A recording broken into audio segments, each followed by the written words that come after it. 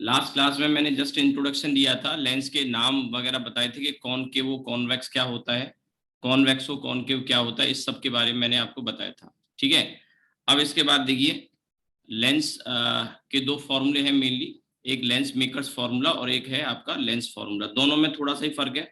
Lens maker formula वो सारे parameter को शो करता है जिस पर लेंस की फोकल लेंथ डिपेंड करती है, या पावर हम कह सकते हैं डिपेंड करती है। पावर क्या होती है मिरर और लेंस की, ये मैं आपको आगे बताऊंगा। ठीक है, तो अब देखिए सबसे पहले लेंस मेकर्स फॉर्मूला और लेंस फॉर्मूला थोड़ा सा जान लेते हैं। दोनों में थोड़ा अंतर है और जैसी रिक्वायरमेंट होगी उस तरह से हम उसको फॉर्मूले को यूज करते हैं। तो लेंस मेकर्स फॉर्मूला पहले बता रहा हूँ, डेरिवेशन की कोई जरूरत नहीं है क्योंकि आपको बोर्ड तो देना नहीं है, सभी बोर्ड पास 12th पास बच्चे हैं इसमें। तो lens maker formula, otherwise 12th class में ये फॉर्मूला आता भी है, बोर्ड में पूछा जाता है। तो लेंस मेकर्स फॉर्मूला,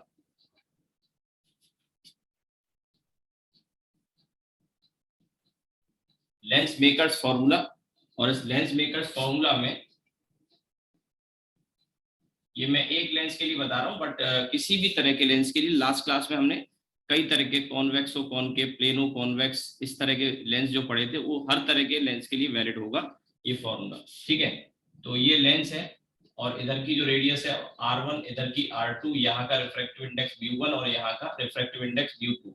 तो इसकी जो फोकल लेंथ होती है यहाँ पे, जैसे इसमें मैंने बताया था ये फोकस और ये फोकस, और इधर फिर एक पॉइंट होता है जो इससे डबल डिस्टेंस पे होता है, उसे सेंटर नहीं कहते, वो 2F होता है एक्चुअली। और मैं फिर एक बार रिमाइंड कराना चाहूंगा, लास्ट क्लास में भी मैंने बताया था कि इस 2F का C1 C2 से कोई लेना देना नहीं। वो C1 C2 आपको याद आ गए होंगे क्या है, वो सेंटर्स हैं उन स्फीयर्स के जिन स्फीयर से इसको कट करके बनाया गया है। तो C1 C2 कहीं भी हो सकते हैं यहाँ पे। ठीक है, और C1 C2 का जो डिस्टेंस है वो डिफरेंट हो सकता है क्योंकि रेडियस R1 R2 डिफरेंट है। तो यहाँ ये जो पॉइंट है ये फोकल लेंथ के ट्वाइस डिस्टेंस पे है दोनों तरफ। और मैं आपको पिछली क्लास में समझा चुका हूँ कि ये रेडियस भले ही डिफरेंट हो, फोकल लेंथ दोनों तरफ की सेम आएगी। जैसे कि आपको मैंने पीछे बताया था सिंगल सरफेस पर रिफ्रैक्शन, कर्व सरफेस पर रिफ्रैक्शन वाला केस जब पढ़ा था, तो आपको याद होगा फर्स्ट फोकस और सेकंड फोकस, दो केसेस हम पढ़ चुके हैं। ठीक है, तो इसमें भी फर्स्ट फोकस और सेकंड फोकस यहाँ पे दो हैं, लेकिन उधर आपने देखा था सिंगल कर्व सरफेस के केस में F1 F2 का जो रेशियो आया था वो म्यू और म्यू1 म्यू2 पे डिपेंड कर रहा था, लेकिन यहाँ ऐसा कुछ नहीं है। ये जो फोकस है दोनों बराबर होंगे। ठीक है, आइडेंटिकल है। लेंस कैसा भी R1 R2 में कोई भी बड़ा ज्यादा हो, छोटा हो, बड़ा छोटा हो, कोई भी R1 R2 में यहाँ जो फोकल लेंथ है F और F, ये दोनों दोनों साइड से लेंस को आप पलट के भी रख दोगे तो सेम आने वाली है, ध्यान रखना। इससे कोई फर्क नहीं पड़ता है कि हमने इसको पलट के, कई बार क्वेश्चन ऐसे बेवकूफ बनाने के लिए पूछ लेगा कि इस लेंस को पलट के ऐसे रख दिया। अब R1 R2 डिफरेंट है तो फोकल लेंथ डिफरेंट हो जाएगी क्या? बिल्कुल भी नहीं। जो फोकल लेंथ यहाँ पे है, ठीक है, इस तरफ, वही इस तरफ है। ठीक है, तो सेम फोकल लेंथ का फॉर्मूला आएगा। ये जो डिस्टेंस होता है, ये वाला जो डिस्टेंस है वो आपका 2F का कहा जाता है। रेडियस मत बोल देना गलती से भी, अब इसका रेडियस से कोई लेना देना नहीं है। तो लेंस मेकर फॉर्मूला जो हमें इसकी फोकल लेंथ के बारे में बताता है, और फोकल लेंथ चार पैरामीटर पे म्यू1 म्यू2 R1 R2 पे डिपेंड करती है। तो ये 1/f इक्वल्स टू ये म्यू2 अपॉन म्यू1 -1, और ये आपका 1 अपॉन R1 R2, ये फॉर्मूला है। ठीक है, तो ये जो फॉर्मूला आप देख रहे हैं इसमें चार फैक्टर आ गए। एक तो दोनों सरफेस की रेडियस, और इसके अलावा अंदर और बाहर का मीडियम। काफी सारे केसेस में हम देखेंगे कि बाहर का मीडियम एयर या वैक्यूम होगा तो ये जो म्यू1 है इसे 1 रख लेंगे, लेकिन कुछ क्वेश्चन ऐसे भी मिलेंगे जब यहाँ का मीडियम वैक्यूम नहीं होगा तो फिर वो म्यू2 म्यू1 यहाँ आएगा, ध्यान रखना। और ऐसा भी कभी कभी होता है कि अंदर का मीडियम के कंपैरिजन में बाहर के मीडियम का रिफ्रैक्टिव इंडेक्स ज्यादा हो, यानी रिलेटिवली ज्यादा डेंसर हो, तो फिर लेंस का नेचर बदल जाता है। जैसे सामान्य स्थिति में नॉर्मली ये जो कॉन्वेक्स लेंस है ये कन्वर्जिंग नेचर का होता है, तो हम कई बार क्या करते हैं कॉन्वेक्स लेंस को कन्वर्जिंग लेंस बोल देते हैं। हालांकि ये बात सही नहीं है, कोई भी लेंस कन्वर्जिंग हो सकता है। मेरे कहने का मतलब कॉनकेव डाइवर्जिंग बोला जाता है और कॉन्वेक्स कन्वर्जिंग बोला जाता है, पर उल्टा भी हो सकता है। देखिए ये जो कॉन्वेक्स है या कॉनकेव है, ये नाम तो इसकी बनावट के आधार पर है। इसकी जो शेप आप देख रहे हैं, बीच में मोटा और साइड में पतला, कॉनकेव में उल्टा होता है, कॉनकेव में उल्टा होता है, बीच में पतला और साइड में मोटा, ठीक है।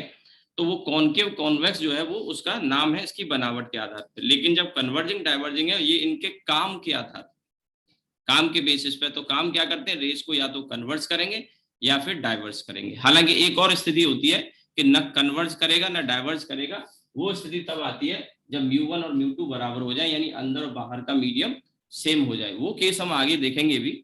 तो इनके बिहेवियर बदल सकते हैं अगर बाहर का मीडियम डेंसर हो जाए तो, ठीक है, उल्टा हो जाए। सामान्य स्थिति में जब बाहर का मीडियम रेयर होता है तो कॉन्वेक्स कन्वर्जिंग होता है, यानी रे अगर यहां से कोई आएगी तो उसको मोड़ देगा, ठीक है, उसको मोड़ देगा।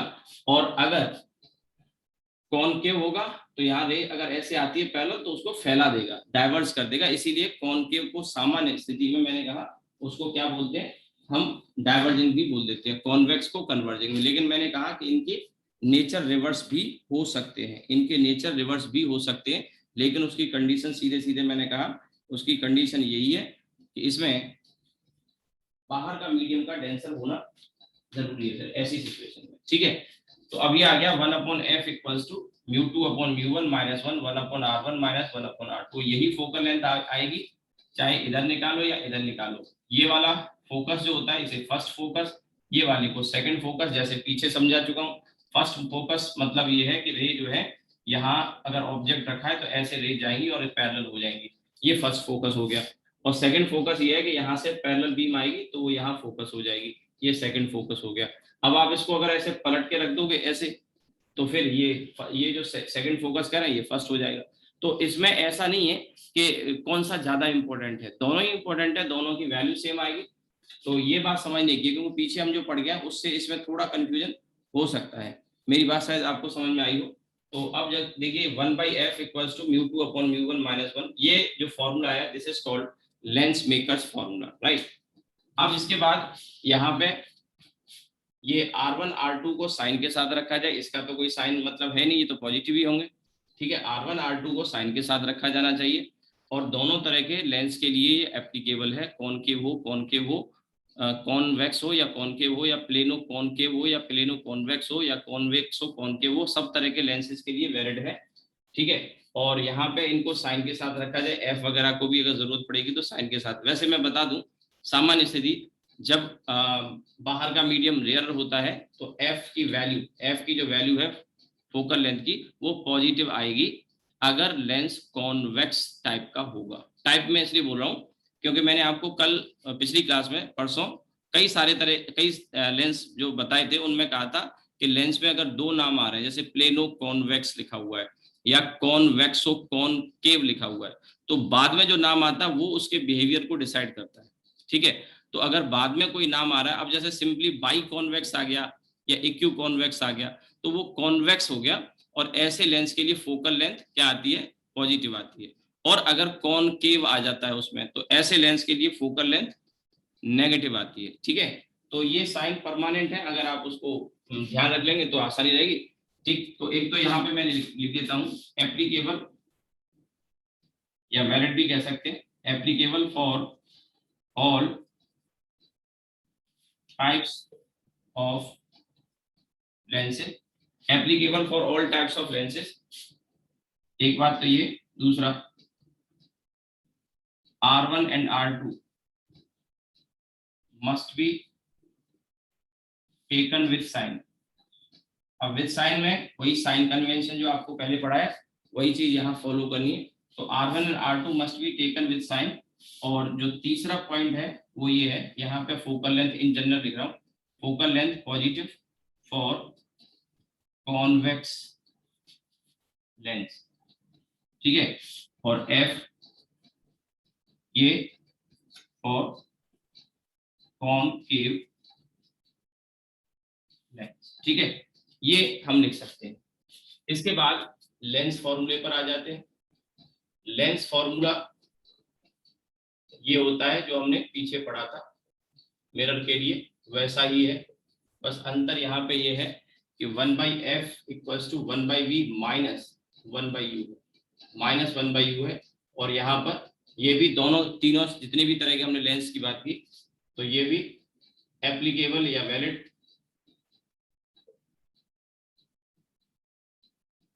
और ऑल टाइप्स ऑफ लेंसेज, ठीक है, और f v u must be taken with sign, इनको must be taken with sign, इनको साइन के साथ ही रखा जाना चाहिए, ठीक है, साइन के साथ इनको रखा जाना चाहिए, एफ वी और यू को। तो इतना पहले नोट करिए, फिर आगे भी तो फॉर्मूले बहुत हैं, लेंस थोड़ा बड़ा है as compared to mirror, lens का पार्ट थोड़ा बड़ा है, इसमें अभी काफी सारी चीजें आएंगी, तो एक क्लास में तो हो भी नहीं पाएगा, कम से कम 2 क्लास लगेगी, then we will come to prism.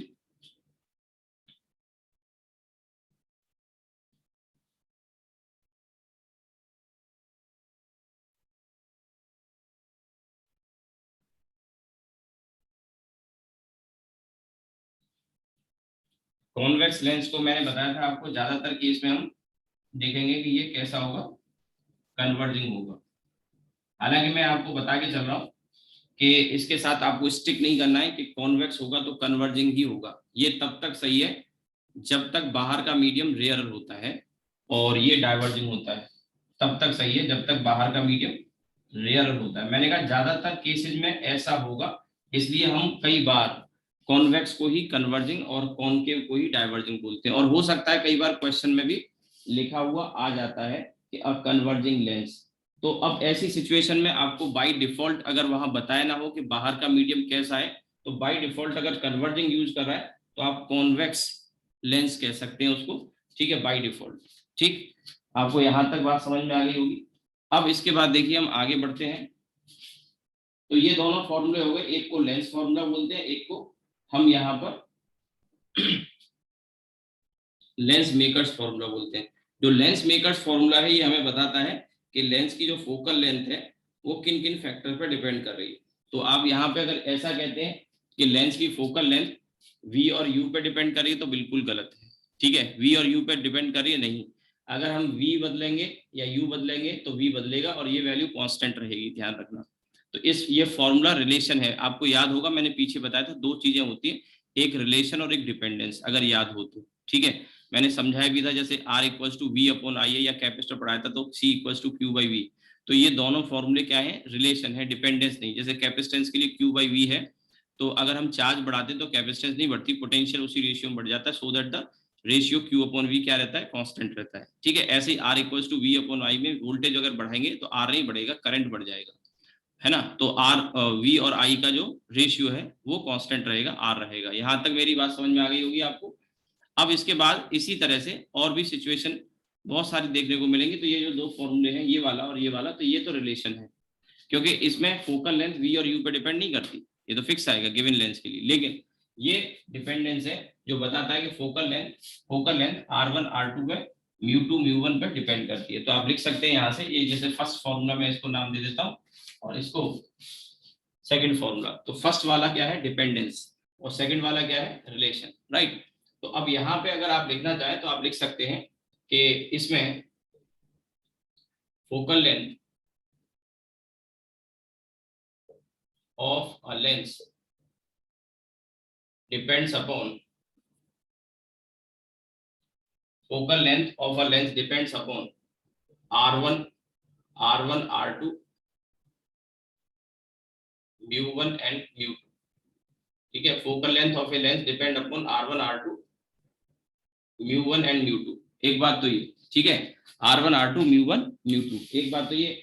दूसरी बात ये कि अब जैसे क्वेश्चन ऐसे बन जाएगा कि मिरर की फोकल लेंथ किस पे डिपेंड करती है, एक मिरर की फोकल लेंथ 10 सेंटीमीटर हवा में, तो उसको पानी में डुबो दिया जिसका रिफ्रैक्टिव इंडेक्स 4/3 है, तो अब उसकी फोकल लेंथ क्या होगी, ध्यान रहे मिरर में। तो मिरर की फोकल लेंथ केवल रेडियस पे डिपेंड करती है, केवल रेडियस पे डिपेंड करती है, मीडियम से कोई फर्क नहीं पड़ता, ध्यान रखना, मीडियम से कोई फर्क नहीं पड़ता। तो मीडियम क्या है, इससे कोई फर्क नहीं पड़ता, किसमें, मिरर में, लेकिन इसमें फर्क पड़ेगा, बाहर का मीडियम अगर हम बदल दें तो फर्क पड़ेगा, या अंदर का मीडियम बदल दें तो फर्क पड़ेगा। तो रेडियस के साथ साथ इस पे डिपेंड करता है, यानी कि मीडियम पर, मीडियम के रिफ्रैक्टिव इंडेक्स पे, ठीक है, डिपेंड करता है। हाउएवर, मैं लिख भी देता हूं, however focal length of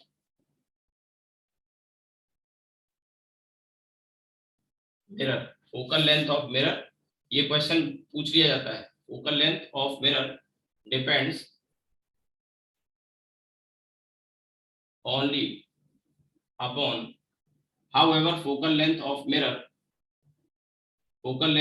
depends only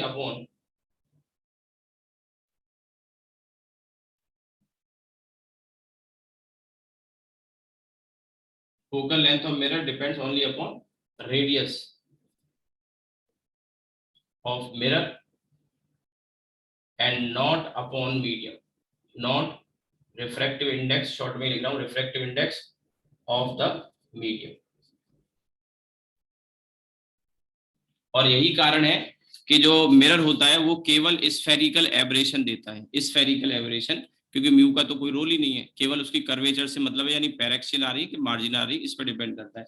जबकि इसमें जो फोकल लेंथ ऑफ लेंस, तो लेंस में दो तरह के एब्रेशन दोष देखने को मिलेंगे, जिसमें एक क्रोमेटिक होता है जो मीडियम की वजह से आता है, क्योंकि लाइट डिस्पर्स हो जाती है तो डिफरेंट पॉइंट पे वो फोकस होती है। पढ़ा होगा शायद आपने, नहीं पढ़ा है तो कोई दिक्कत नहीं, मैं आपको इसका एक एडिशनल टॉपिक है, वैसे तो एक आइडिया आपको होना चाहिए, तो उसका प्रिंटेड टेक्स्ट जैसे मैं आपको देता हूँ कभी कभी बीच बीच में, तो वो मैं आपको दे दूंगा, एक बार आप थोरोली पढ़ लेना, और थोड़ा नॉलेज होनी चाहिए, बट उसमें मोस्टली चीजें काम की नहीं होंगी, तो थोड़ा सा आइडिया होना चाहिए। जैसे आज अगर हम बात करें तो सिलेबस में काफी चीजें चेंज हो चुकी है, पहले से डीसी मोटर जैसे नहीं है सिलेबस में, मैंने तो देखा नहीं, हाँ प्रीवियस ईयर के क्वेश्चन में आपको जरूर मिल जाएगा किताबों में, लेकिन अभी सिलेबस में नहीं है। इसी तरह से काफी सारे टॉपिक हैं, बहुत सारी चीजें हैं, जैसे टेंजेंट गैल्वेनोमीटर है आपका, और डिफ्लेक्शन मैग्नेटोमीटर वगैरह है, इस पे भी क्वेश्चन वगैरह आपको मिल जाते हैं। मैंने पीछे आपको शायद दिया भी होगा, एक छोटा सा थ्योरी वाला पार्ट था, उसमें 2-3 पेज थे, मैंने कहा था पढ़ लेना। तो कुछ ऐसी चीजें आ जाती हैं, वेन डी ग्राफ जनरेटर वगैरह है, मिलिकन ऑयल ड्रॉप एक्सपेरिमेंट है, इलेक्ट्रोस्टैटिक पे क्वेश्चन मिल जाएंगे। अब कोई सोचे कि मिलिकन ऑयल ड्रॉप एक्सपेरिमेंट तो आपने पढ़ा नहीं, तो मिलिकन ऑयल ड्रॉप एक्सपेरिमेंट मेरे ख्याल से शायद छोटी क्लास में शायद आता भी है थोड़ा, लेकिन एज सच सिलेबस में नहीं है, पर कोई क्वेश्चन मिल जाए तो होता क्या है कि एक ऑयल ड्रॉप को हम इक्विलिब्रियम में ला सकते हैं, तो अपना एक उसका वेट होगा और एक इलेक्ट्रिक फील्ड होगा, जिसकी वजह से अपोजिट डायरेक्शन में फोर्स लग रहा होगा, तो वो दोनों बैलेंस हो जाते हैं। तो वो सब चीजें आपने पढ़ी होंगी, या जे थॉमसन का एक्सपेरिमेंट है। तो सिलेबस टाइमली 8-10 साल में कई बार क्या चेंज होते रहते हैं, तो उसकी वजह से क्या है कि कुछ चीजें पुरानी अभी भी टेक्स्ट बुक वगैरह में, या फिर आपको कुछ किताबों में पैकेजेस वगैरह में क्वेश्चन प्रीवियस ईयर के मिल सकते हैं, जिनमें इस तरह के नाम आपको सुनने लगे मिल जाए। तो ये आप नोट कर लें। अब इसके बाद मैं कुछ क्वेश्चन आपको कराता हूं, और उस क्वेश्चन में मैंने शीट शायद आपको भेजी थी, डीपीवी वगैरह,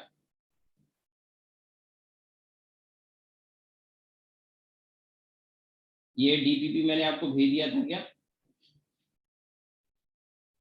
लेंस में? अच्छा, अभी विजिबल नहीं होगा शायद।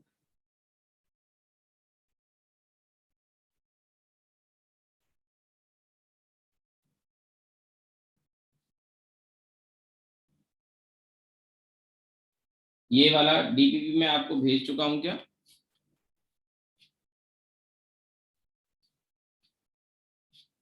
बताइए, ये डीपीपी मैं आपको भेज चुका हूं क्या?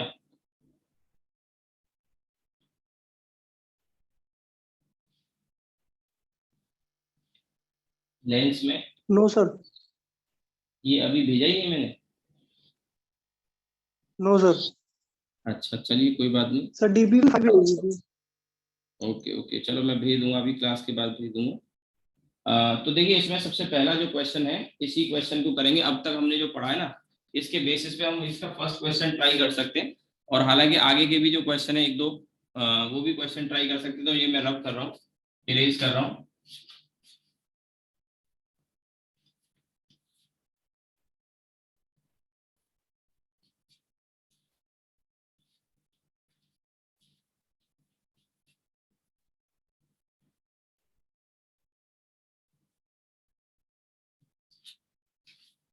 तो अब देखिए, इसमें कह रहा है find focal length of the lens surrounding medium is air. Focal length बतानी है, बाहर का जो मीडियम है वो एयर है, म्यू की वैल्यू 1 लेनी है उस केस में, और ये 5-6 क्वेश्चन इसी में बना दिए। तो इसमें जो इजी वाला है एक, और एक टफ वाला मैं बता देता हूँ, ठीक है। जैसे कि इसमें मैं फर्स्ट वाला बता देता हूँ, फोर्थ वाला बता देता हूँ, और एक फिफ्थ वाला बता देता हूँ, ठीक है, या आपको कोई लगता हो कि सर ये वाला बता दो तो आप पूछ लो उसमें। चलिए मैं अपनी तरफ से फर्स्ट वाला बता देता हूँ पहले।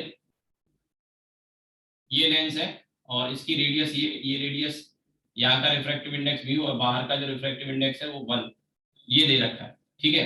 अब आपको इसमें क्या है, आपको निकालना है इसका फोकल लेंथ। तो फोकल लेंथ के लिए फॉर्मूला हम यूज करेंगे 1/f इक्वल्स टू ये μ2 यानी कि म्यू और μ1 यानी 1 - 1। अब देखिए यहाँ सारा खेल है, सारा खेल यहाँ पे है कि ये जो दो ब्रैकेट है ना, इसमें ये वाला ब्रैकेट अभी फिलहाल हमने लिख लिया, सेकंड वाले ब्रैकेट को लिखना है। तो इसमें जो रेडियस है 1/r1 और 1/r2, इसको लिखने के लिए आपको क्या करना होगा, किसी एक तरफ से चलना होगा। एक तरफ से चलने का मतलब है कि आप अपनी तरफ से चाहें तो ऐसा कर सकते हैं कि इसमें ऑब्जेक्ट को मान सकते हैं। एक मिनट में इसको बोर्ड को थोड़ा बड़ा कर देता हूँ। ये जैसे आप इधर ऑब्जेक्ट मान लिया करो किसी भी एक तरफ, यहाँ ऑब्जेक्ट मान लिया, तो रे अगर ऐसे जाएगी तो पहली बाउंड्री ये होगी और दूसरी बाउंड्री ये होगी। अब आपने कहा कि सर अगर हम ऑब्जेक्ट को इधर मान लेते, कोई फर्क पड़ने वाला नहीं है, ध्यान रखना आंसर सेम ही आएगा, बट आपको एक रूल फॉलो करना है। और देखिए मैं आपको बता दूं, अगर वो कॉन्वेक्स टाइप का, एक गोल्डन रूल बता रहा हूँ, ध्यान से सुनेंगे तो इसमें ये जो सेकंड ब्रैकेट है इसकी वैल्यू हमेशा पॉजिटिव आएगी, इस ब्रैकेट की वैल्यू हमेशा पॉजिटिव आएगी अगर लेंस कॉन्वेक्स टाइप का होगा। और वो टाइप का मतलब समझ गए, जैसे प्लेनो कॉन्वेक्स भी अगर आता है ना, तो ये ब्रैकेट की वैल्यू हमेशा पॉजिटिव आएगी, ध्यान रखना, ठीक है। और अगर कॉन्केव टाइप का होगा तो इसकी वैल्यू नेगेटिव आएगी। तो अगर कभी आपने सॉल्व किया और ऐसी कोई मिस्टेक हुई कि पॉजिटिव आनी चाहिए थी, नेगेटिव आ रही है, इसका मतलब आपसे साइन कन्वेंशन में कोई मिस्टेक हुई है। और इधर से अगर आप चलते हैं तो, या इधर से चलते हैं तो, कहीं से भी कर लेना, गलती नहीं होनी चाहिए, आंसर सेम आएगा। अगर सेम नहीं आ रहा है तो फिर आपसे यहाँ कहीं ना कहीं कोई मिस्टेक हुई है कैलकुलेशन में, ठीक है, साइन वगैरह में कोई मिस्टेक हुई है। और साइन कन्वेंशन जब इधर से रे चलाएंगे तो ये वाली बाउंड्री पहली होगी, तो ये R1 होगी और ये वाली R2 होगी, और इधर से चलेंगे तो ये R1 होगा, ये R2 होगा। साइन अपने आप एडजस्ट होगी, ये ब्रैकेट की वैल्यू हमेशा पॉजिटिव आएगी, एक बात। दूसरी बात, अगर ये कॉनकेव होगा तो ये नेगेटिव आएगी हमेशा। सामान्य स्थिति में अंदर का मीडियम डेंसर होगा, बाहर का रेयर होगा, तो इस वाले ब्रैकेट की वैल्यू पॉजिटिव आएगी सामान्य स्थिति में। तो आप समझो मैं जो कह रहा हूँ कि ये वाली ब्रैकेट की वैल्यू पॉजिटिव और इस वाले की भी पॉजिटिव कॉन्वेक्स के केस में, तो दोनों का मल्टीप्लाई तो फोकल लेंथ पॉजिटिव। अगर कॉनकेव होता है तो ये नेगेटिव और ये पॉजिटिव, तो ये नेगेटिव आ जाएगी फोकल लेंथ, जो मैं बता चुका हूँ। लेकिन अगर बदल जाती है बाहर की सिचुएशन, बाहर का मीडियम डेंसर हो जाता है, तो कॉन्वेक्स के केस में ये वाला ब्रैकेट तो अभी भी पॉजिटिव रहने वाला है, क्योंकि ये R1 R2 है ना, तो इसके साइन थोड़ी बदले हैं बाहर का मीडियम रेयर और डेंसर करने से। ये ब्रैकेट कॉन्वेक्स के केस में अभी भी पॉजिटिव होगा, लेकिन ये वाला ब्रैकेट जो होगा वो नेगेटिव हो जाएगा अगर बाहर डेंसर हो गया। तो ये नेगेटिव और ये पॉजिटिव दोनों का मल्टीप्लाई करेंगे, नेगेटिव पॉजिटिव का, तो नेगेटिव हो जाएगा, तो फोकल लेंथ क्या हो जाएगी, नेगेटिव। और अगर ये वाला जो ब्रैकेट है सेकंड, ये अगर कॉनकेव है तो ये नेगेटिव हो जाएगा, और ये नेगेटिव है क्योंकि बाहर का डेंसर कर दिया, तो फिर दोनों का मल्टीप्लाई करेंगे तो पॉजिटिव आ जाएगा, यानी focal length positive. Focal length positive का मतलब ही होता है कि वो फिर कन्वर्जिंग नेचर का हो गया। तो कॉनकेव लेंस भी कन्वर्जिंग हो सकता है अगर बाहर का मीडियम डेंसर हो जाए तो, ठीक है। तो अब यहाँ पे हम रख रहे हैं, तो पहले ये वाली बाउंड्री है, इस वाली बाउंड्री में सेंटर इस तरफ है, इस वाली बाउंड्री का सेंटर इधर है, तो सेंटर इधर है तो हम इधर ही जाएंगे, क्योंकि सारी डिस्टेंस यहाँ से मेजर करेंगे, इधर ही जाएंगे। और इधर जब जाएंगे आगे की तरफ, तो ये जो R1 है वो R आ जाएगा प्लस के साथ, ये माइनस। फिर आ जाते हैं R2 की बारी है, तो R2 ये है सेकंड वाली बाउंड्री, फर्स्ट जिधर इधर से इंसिडेंट करेंगे तो फर्स्ट ये कही जाएगी, अगर इंसिडेंट हम इधर से करेंगे तो ये फर्स्ट कही जाएगी, ध्यान रहे, ठीक है।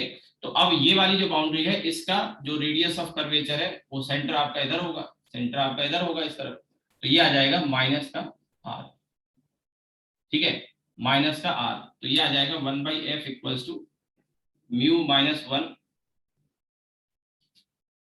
और ये 2/r, ठीक है, ये आ गया। तो फोकल लेंथ की वैल्यू आ जाएगी R/2 टाइम्स μ-1, ठीक है, फोकल लेंथ R/2 टाइम्स μ-1।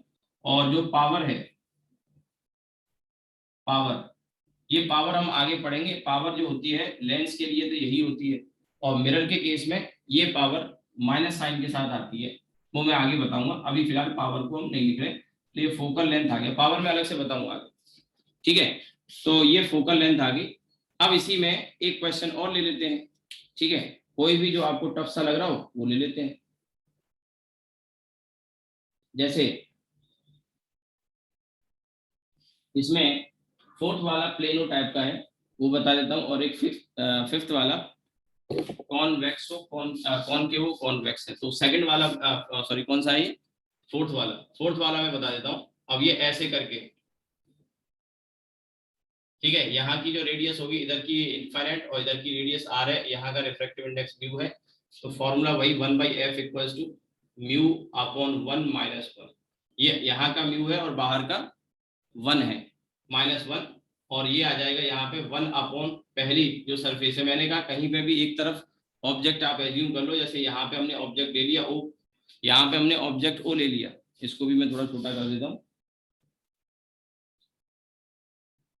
मेरी स्क्रीन पे ये रिकॉर्डिंग में छोटा आएगा नहीं। ये देखिए, अब ये वाली बाउंड्री, यहाँ ऑब्जेक्ट रख लिया तो रेज इधर जा रही है, तो पहली बाउंड्री ये है, तो इसके लिए 1 upon infinity minus 1 upon.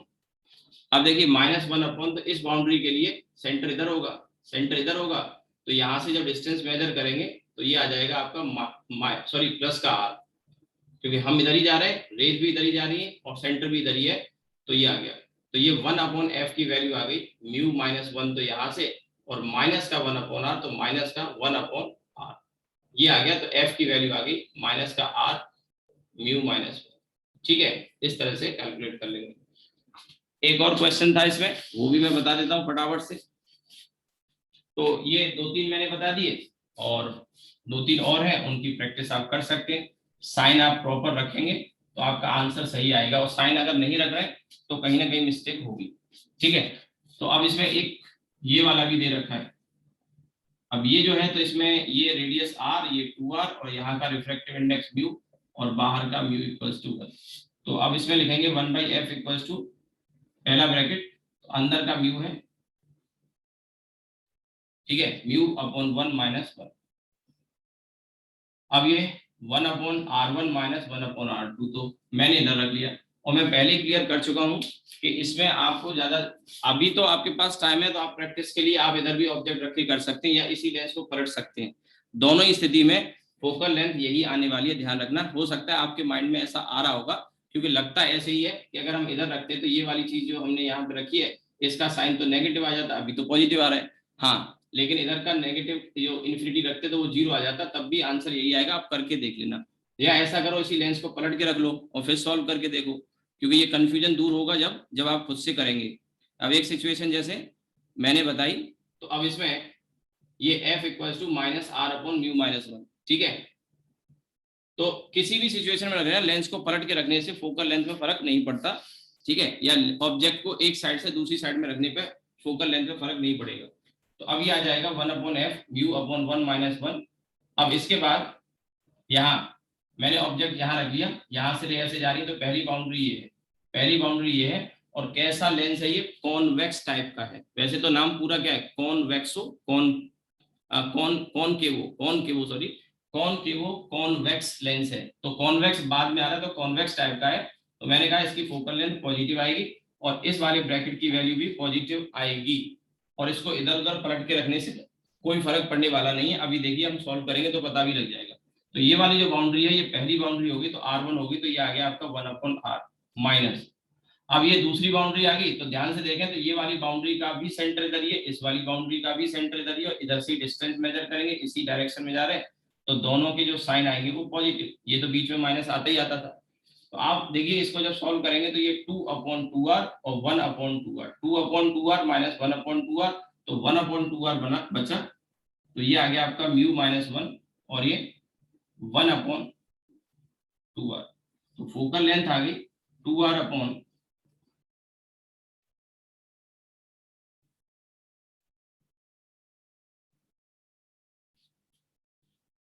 f equals to 2r upon mu -1।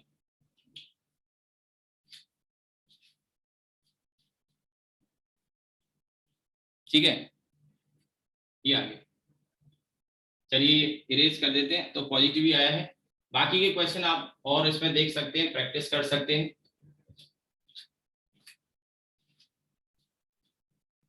अब इसी में पावर को लेके भी मैं बताऊंगा, पावर यहीं से निकल आएगी। मिरर के लेंस के लिए पावर के फॉर्मूले में थोड़ा सा फर्क होता है। काफी लोग सोचते हैं कि ये सेम होता है, लेकिन ऐसा नहीं है। अब देखिए इसमें क्वेश्चन नंबर 2 और क्वेश्चन नंबर 3, क्वेश्चन नंबर 4, ये सभी क्वेश्चन भी किए जा सकते हैं। जैसे क्वेश्चन नंबर 2 है, a plano convex lens is made of refractive index 1.6, the radius of curvature of the curved surface is 60, the focal length of the lens. मेरे ख्याल से कर लोगे, वही फॉर्मूला लेंस मेकर फॉर्मूला लगाना है। रिफ्रैक्टिव इंडेक्स दिया है और रेडियस ऑफ कर्वेचर दी है। एक साइड प्लेनो है यानी प्लेन है, तो उसकी रेडियस क्या हो जाएगी, इन्फिनिटी हो जाएगी। फिर इसमें कह रहा है कि थर्ड वाला अच्छा सवाल है, थर्ड वाले को देखें। The focal length of converging lens is measured for violet, green and red colour, it is respectively this, we will get. अब देखिए यहाँ पे समझने की बात है कि जो फोकल लेंथ होती है वो म्यू पे डिपेंड करती है। मैंने अभी थोड़ी देर पहले लिखाया भी था कि फोकल लेंथ किस पे डिपेंड करती है, म्यू पर। ठीक है, तो अब यहाँ पे हम जानते हैं कि फोकल लेंथ म्यू पे डिपेंड करती है, म्यू किस पे डिपेंड करता है। तो यहाँ पे देखिए लैम्डा वॉयलेट सबसे कम और लैम्डा रेड, लैम्डा वॉयलेट सबसे कम और लैम्डा रेड सबसे ज्यादा, लेकिन म्यू वॉयलेट सबसे ज्यादा और म्यू रेड सबसे कम। और यहाँ हम देखते हैं 1/f, बाहर का मीडियम मान लो हम एयर ही ले लेते हैं, 1/r1 माइनस 1/r2, तो ये तो खैर फिक्स हो गए। अब अगर हम डिफरेंट कलर के लिए यूज करेंगे तो वॉयलेट का यहाँ पे देखें, अगर वॉयलेट के लिए क्या सबसे ज्यादा है तो फोकल लेंथ वॉयलेट के लिए सबसे कम होगी, तो FV, और रेड के लिए फोकल लेंथ फिर सबसे ज्यादा होगी। तो अब होता क्या है कि जैसे अगर हम यहाँ से व्हाइट लाइट को भी भेजते हैं, या तो अलग अलग लाइट भेजें या व्हाइट लाइट को भेजेंगे, तो व्हाइट लाइट जो होती है वो 7 कलर में टूट जाएगी, ये डिस्पर्स करेगा। और इसकी वजह से क्या होगा कि यहाँ पर हमें 7 इमेजेस बनेंगी। वैसे तो प्रैक्टिकली तो नहीं, लेकिन थ्योरेटिकली हम कह सकते हैं कि व्हाइट लाइट में इनफाइनाइट कलर होते हैं। हाँ, हमारी आंखें नहीं देख पाती उनको, कॉन्ट्रास्ट को, तो हम 7 कलर बोलते हैं विवग्योर वाले। तो इसमें वॉयलेट कलर से लेके रेड कलर तक की 7 इमेजेस बनती हैं। और ये जो 7 इमेजेस बनती हैं, तो इसमें आप यहाँ से देख सकते हैं कि पैरेलल बीम अगर आ रही है यहाँ से और वो कन्वर्ट होगी तो फोकल लेंथ फोकस पे कन्वर्ट होगी। और इसमें फोकल लेंथ, में स्क्रीन को थोड़ा सा बड़ा करता हूँ फिर से,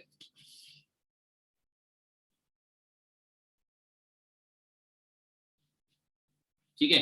तो अब इसमें जो फोकल लेंथ है वॉयलेट की सबसे कम है, तो ये वॉयलेट का फोकस हो गया यहाँ पे, और ये रेड का फोकस हो गया।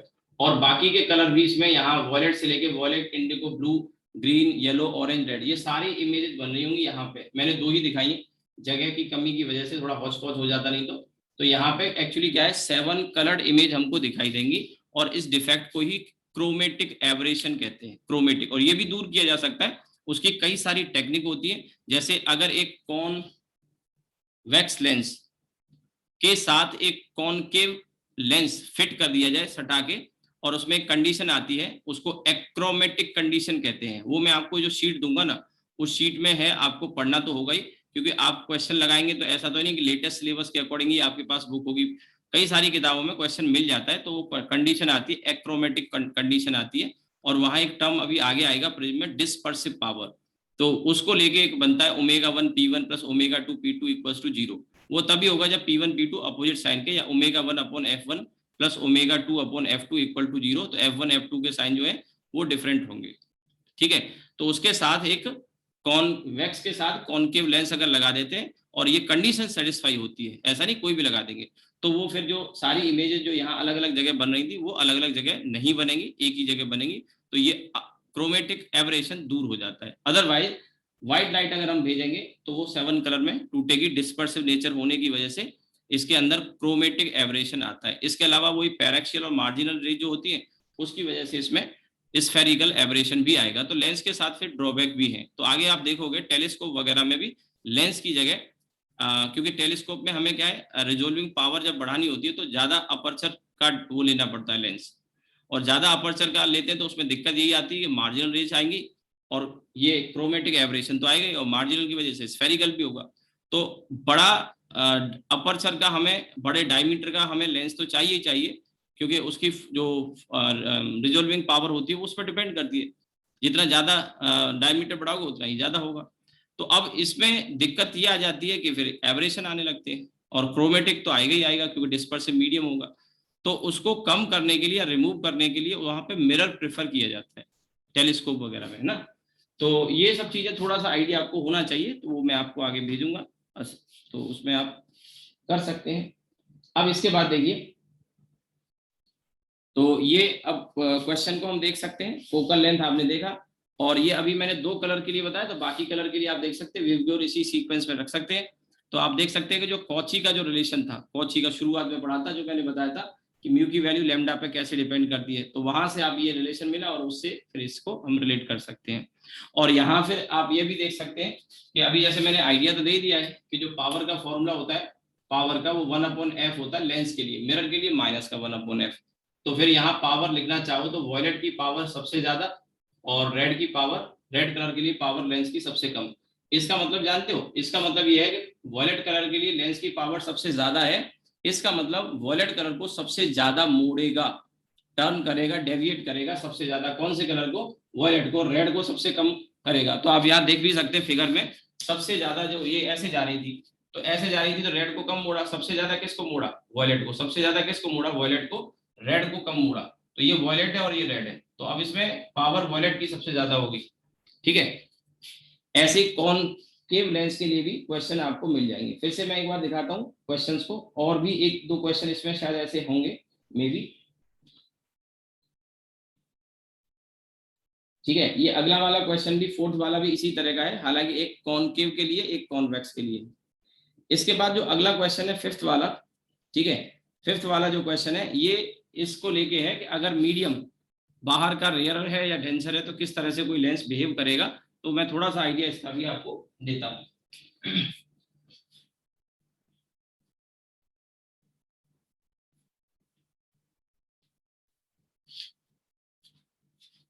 चलिए इसको थोड़ी देर के लिए हटाता हूँ और इसमें पहले थ्योरी का पार्ट थोड़ा सा समझ लेते हैं। देखिए,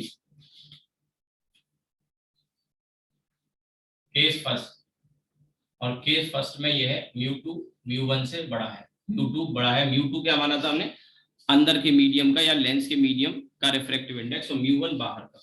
तो अगर ये है लेंस, और दूसरी सिचुएशन यहां मैं बना देता हूं, थोड़ा सा रिफ्लेक्शन आएगा नहीं तो ये, तो अगर एक पैरेलल बीम आती है वो ऐसे कन्वर्ट हो जाएगी,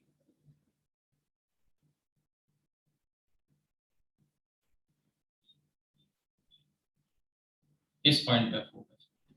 तो कॉन्वेक्स लेंस कैसा हो गया, कन्वर्जिंग। कॉन्वेक्स लेंस कैसा हो गया, कन्वर्जिंग हो गया, और इसकी जो फोकल लेंथ है वो पॉजिटिव आ रही। सेकेंड सिचुएशन में यहां से ऐसे करके, ठीक है, ये रे अगर हम इंसिडेंट कराते हैं तो वो ऐसे डेविएट हो जाएगी, μ2 ग्रेटर देन μ1, μ2 ये μ1, ठीक है। अब ये μ2 और ये μ1, ठीक, ऐसे रे डेविएट हो जाएगी μ2 μ1, और ये कॉनकेव लेंस है, इज डाइवर्जिंग, और इस केस में फोकल लेंथ जब हम निकालेंगे तो नेगेटिव आएगी। ये पहला केस हो गया। जो दूसरा केस है सेकंड वाला, ये मैं आपको आइडिया पीछे दे चुका हूँ, फोकल लेंथ वाले जो लेंस पेकर फॉर्मूला है उसमें वैल्यू रखेंगे। जो केस 2 है वो थोड़ा अलग है, क्योंकि ये तो सब जानते ही, ठीक है। अब केस 2 में क्या है, उल्टा है, μ2 छोटा है और बाहर का मीडियम का म्यू बड़ा है, यानी बाहर का मीडियम कैसा है, डेंसर है, ठीक है। तो अब ये जो लेंस है कॉन्वेक्स वाला ही, अगर आप पैरेलल बीम इंसिडेंट करते हो तो ये बाहर की तरफ फैला देगा। अब ये थोड़ा शुरुआत में अगर पढ़ा नहीं होगा पहले तो ऑकवर्ड लगेगा। तो है तो ये कॉन्वेक्स लेंस ही, नाम तो कॉन्वेक्स ही होगा, कॉन्वेक्स लेंस, लेकिन अब कन्वर्जिंग नेचर का हो जाएगा। तो आप तो सॉरी, कन्वर्जिंग नहीं, डाइवर्जिंग नेचर का हो जाएगा। कन्वर्जिंग तो पीछे वाले केस में था, converging lens, convex lens is diverging in nature, ठीक है।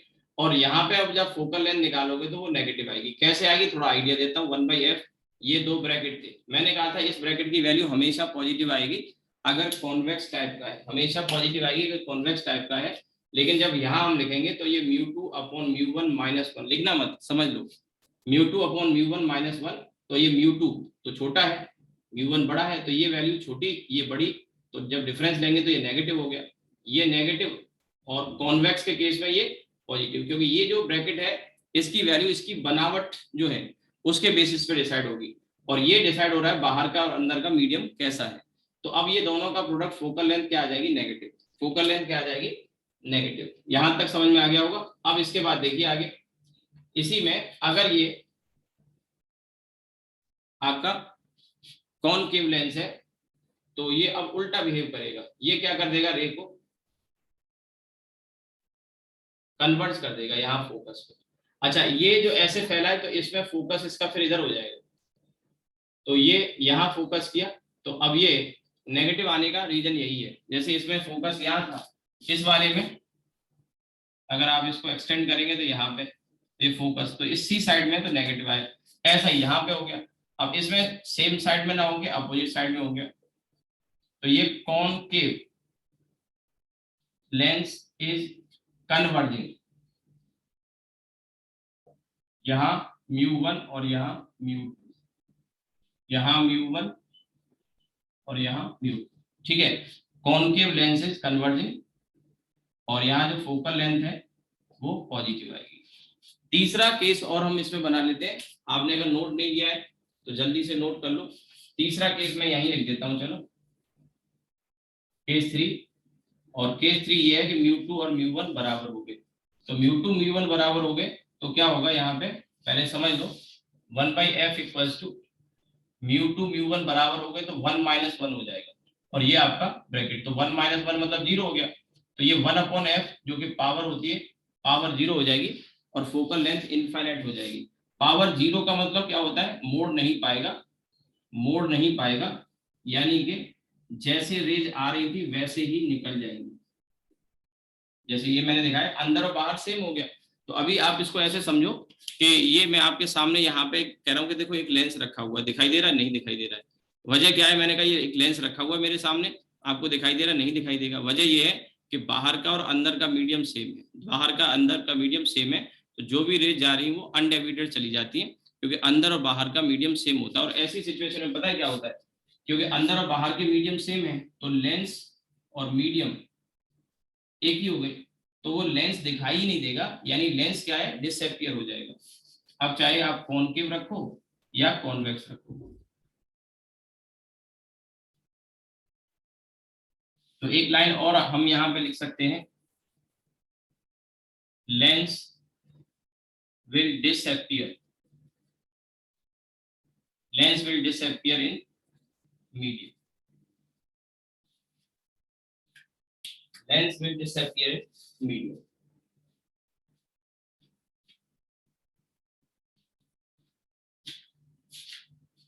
Lens will disappear in medium.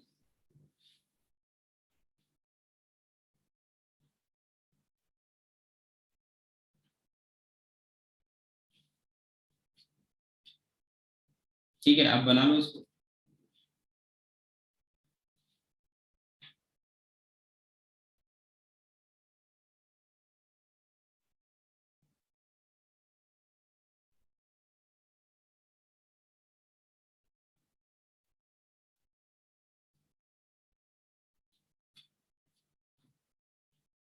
ठीक है, अब ये जो अगला क्वेश्चन है ये मैं आपके लिए फिर छोड़ देता हूँ, आप एक बार ट्राई करेंगे, मेनली क्वेश्चन आपको प्रैक्टिस करने है, क्लास के बाद मैं शीट भेज दूंगा अभी आपको।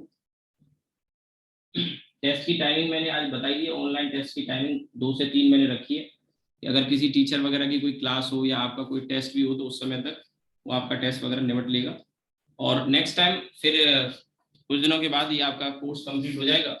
तो टेस्ट की टाइमिंग मंडे को तो मैंने रखी है, शेड्यूल जो भेजा है, लेकिन मंडे में फिर सुबह का कर लिया करेंगे, क्योंकि मुझे लगता है कोई क्लास वगैरह तो होगी नहीं, फिर भी अगर कोई क्लास होगी तो शेड्यूल को हम उसी हिसाब से रखेंगे कि आपका क्लास ना करें, क्योंकि हमारा वो पर्पज है ही नहीं कि किसी टीचर के साथ क्लास को क्लैश कराएं या टेस्ट को क्लैश कराएं, बेवजह आपका लॉस होगा, तो आपका लॉस मेरा लॉस भी है। कुछ टीचर ऐसा करते हैं कि जानबूझ के टाइमिंग को क्लैश करा देते हैं, वो पर्पज नहीं है। अब ऐसे लोग फिर वही अल्टीमेटली बच्चे का लॉस करते हैं, अपना भी लॉस करते हैं। चलिए मैं ये मिटा रहा हूँ फिर।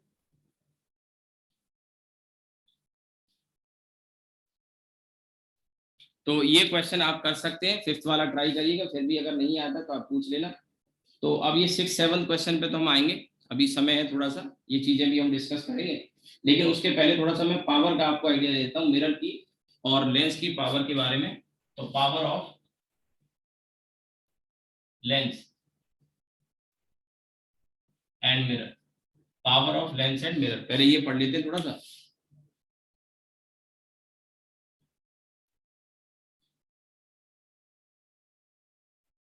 तो अब इसमें power of lens and mirror में पहले लेंस समझ लेते हैं। तो लेंस के लिए पावर का फॉर्मूला होता है 1/f।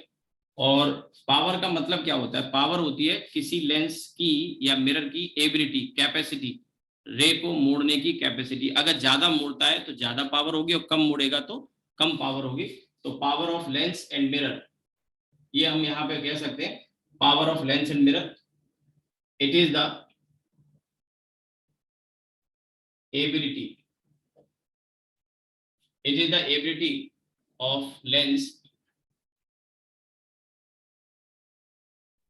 it is the ability of lens or mirror, it is the ability of lens or mirror to bend the light। ठीक है, तो अब यहां पर पावर 1/f है, ठीक है, और इसमें f पॉजिटिव है तो p पॉजिटिव है, ठीक है, f पॉजिटिव है तो p पॉजिटिव है, और ऐसा जो लेंस होता है वो कन्वर्जिंग होता है, कन्वर्जिंग लेंस। मैं इसका नाम नहीं ले रहा हूं कि कॉनकेव होगा कि कॉन्वेक्स होगा, क्योंकि हमने देखा अभी थोड़ी देर पहले ही कि कॉनकेव लेंस कन्वर्जिंग भी हो सकता है। इसलिए मैंने कहा कि फोकल लेंथ, और उस केस में आपने देखा होगा कि फोकल लेंथ पॉजिटिव आई थी, तो हम नाम यूज करेंगे converging lens. It may be a concave, convex, depending upon situation. ठीक है, इसी तरह से f नेगेटिव है तो पावर भी फिर नेगेटिव होगी, और ऐसे लेंस को हम कहेंगे डाइवर्जिंग, डाइवर्जिंग लेंस। ठीक है, तो डाइवर्जिंग या कन्वर्जिंग होगा, ये डिसाइड होगा कहां से? फोकल लेंथ और पावर के साइन से। ठीक है, ये लेंस हो गया। अब लेंस के बाद में दूसरा जो पार्ट है वो है आपका मिरर का। तो मिरर के केस में भी इसी तरह से होता है, लेकिन थोड़ा सा चेंज आ जाता है इसमें। ठीक है, स्लाइड चेंज आ जाता है, और इसमें ये मिरर के केस में पावर जो होती है ये -1/f होती है, इसे प्रॉपर प्रूफ भी कर सकते हैं। अब देखिए, जो अगर एनसीईआरटी अगर आप पढ़ोगे तो जो लेंस है उसकी पावर को इस तरह से समझाएंगे, जैसे यहाँ से ये रे आ रही है और ये ऐसे आके और ये यहाँ डेविएट हो गई ऐसे, और ये जो एंगल है, ये एंगल डेविएशन वाले एंगल की जो tan वैल्यू होती है उसको पावर कह रहा है। तो ये इधर इन्फिनिटी से आ रही है और इन्फिनिटी से आगे यहाँ पर ये फोकस हो जा रही है, इन्फिनिटी से आगे यहाँ फोकस हो जा रही है, तो ये एंगल अगर डेल्टा है तो ये एंगल भी डेल्टा होगा। अब उसमें क्वेश्चन में ये कहा है कि अगर हम यहाँ पर ये रे को यहाँ से 1 मीटर के डिस्टेंस पे इंसिडेंट कराएं, कितने पर? 1 मीटर के डिस्टेंस पे इंसिडेंट कराएं, तो जो tan डेल्टा आएगा, tan डेल्टा समझ लो, tan डेल्टा, तो tan delta will be this upon this, ये वाला एंगल और ये वाले एंगल सेम हो जाएंगे, तो दिस इज 1/f, और इसी को पावर इसने डिफाइन कर दिया एनसीईआरटी के हिसाब से। लेकिन ये प्रॉपर डेफिनेशन नहीं है, क्योंकि ये 1 मीटर का मतलब समझ रहे हो, बहुत ज्यादा हो गया यार, कितना बड़ा लेंस होगा। ऐसे लेंस आपको मार्केट में आप चले भी जाओगे मिलेंगे थोड़ी, बहुत रेयर। 1-1 मीटर मतलब सोचिए 1-1 मीटर, तो ये अपर्चर का रेडियस ही हो गया, यानी कि इसका डायमीटर हो गया करीब 2, अपर्चर का डायमीटर 2 मीटर, काफी बड़ा हो गया आपका। 1 मीटर करीब करीब अगर मैं कैमरे के सामने दिखाऊं तो लगभग अभी देखिए इससे भी ज्यादा होगा। अब मुझे कैमरे के आउट ऑफ फोकस में हो गया और थोड़ा पीछे हो जाता हूँ, 1 मीटर लगभग इतना होगा। आप सोचिए, इतना तो केवल रेडियस है, इसका डबल कर लोगे तो इतना बड़ा लेंस आसानी से अवेलेबल नहीं होगा। ठीक है, तो फिर भी डिफाइन ये किया जाता है कि अगर एक पैरेलल बीम को प्रिंसिपल एक्सिस के पैरेलल एक बीम को इंसिडेंट करते हैं तो वो डेल्टा से जो डेविएट हो जाती है उसकी जो tan वैल्यू होती है वो tan वैल्यू पावर के बराबर होती है, अगर देखो 1 मीटर के डिस्टेंस पे इंसिडेंट कराया जाए। ठीक है, उसकी जरूरत इतनी है नहीं। ऐसे मिरर के केस में ये सेम साइड में लौट आएगी, तो वहां पर भी tan जैसा लिख सकते हैं, तो ये आ जाएगा। और इसमें भी फिर अब मैं यहाँ लिख रहा हूँ, अब देखिए ये नेगेटिव है, ये नेगेटिव है, तो अगर फोकल लेंथ पॉजिटिव है, अगर फोकल लेंथ पॉजिटिव है तो पावर कैसी आएगी? नेगेटिव आएगी। ठीक है, अगर फोकल लेंथ नेगेटिव है तो पावर कैसी आएगी, पॉजिटिव। अब यहाँ पे फिर एक कंफ्यूजन आ सकता है माइंड में, हालांकि आना नहीं चाहिए, भी क्लियर कर दूंगा उसके बाद, कि अब इसको क्या बोले हम, कन्वर्जिंग बोले कि डाइवर्जिंग बोले, कन्वर्जिंग बोले कि डाइवर्जिंग बोले। तो आप समझो कि फोकल लेंथ पॉजिटिव और पावर नेगेटिव, तो जो कन्वर्जिंग और डाइवर्जिंग जो डिसाइड होता है वो यहाँ से डिसाइड होता है, इससे नहीं, हमेशा भी के लिए ध्यान रखना। ठीक है, तो अब यहाँ पे पावर नेगेटिव है तो ये डाइवर्जिंग मिरर होगा, डाइवर्जिंग मिरर। और diverging mirror focal length positive, तो पता है कैसा होता है, ये कॉन्वेक्स होता है। अब आप इसमें श्योर होके कह सकते हैं कि कॉन्वेक्स मिरर डाइवर्जिंग होता है, लेकिन देखिए कॉन्वेक्स लेंस कन्वर्जिंग होगा ऐसा जरूरी नहीं है, मैंने इसलिए लिखा नहीं लेकिन ज्यादातर केस में कॉन्वेक्स लेंस कन्वर्जिंग होता है, क्योंकि बाहर का मीडियम रेयर लेते हैं, लेकिन जरूरी नहीं है, मैंने कहा। हाँ, यहाँ कंफर्म है, वजह यह है कि बाहर का मीडियम रेयर डेंसर से कोई लेना देना नहीं है। हमेशा आप जानते हैं कॉन्वेक्स मिरर की फोकल लेंथ पॉजिटिव ही आती है, और इसलिए पावर हमेशा नेगेटिव आएगी, और यही कारण है कि कॉन्वेक्स लेंस डाइवर्ज ही करेगा हमेशा। तो कॉन्वेक्स मिरर बोलना चाहिए मुझे, कॉन्वेक्स मिरर डाइवर्जिंग नेचर का ही होता है हमेशा, उसमें कोई कन्वर्जिंग डाइवर्जिंग का कंफ्यूजन नहीं। यहाँ पे हो सकता है क्योंकि लेंस है और मीडियम पे डिपेंड करता है। इसी तरह से फोकल लेंथ नेगेटिव आप जानते हैं कॉनकेव मिरर होता है, लेकिन पावर कैसी आ गई, पॉजिटिव। तो ये पावर पॉजिटिव नेगेटिव इसके नेचर को डिसाइड करता है। यहाँ पे भी देखिए और यहाँ पे भी देखिए, ये पॉजिटिव था तो कन्वर्टिंग का, यहाँ पॉजिटिव है तो कन्वर्टिंग ही कह रहा हूँ, फोकल लेंथ से डिसाइड नहीं कर सकते।